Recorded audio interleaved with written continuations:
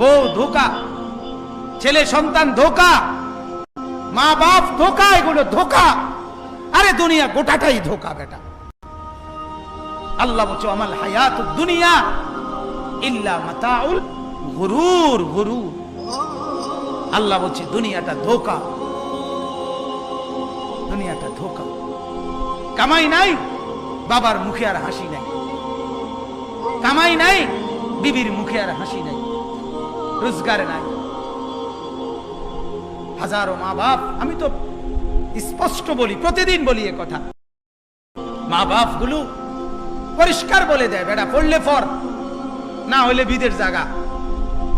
বুঝছি তোমারে দিয়ে হইতো না, তার মানে কি আমার টাকা দরকার।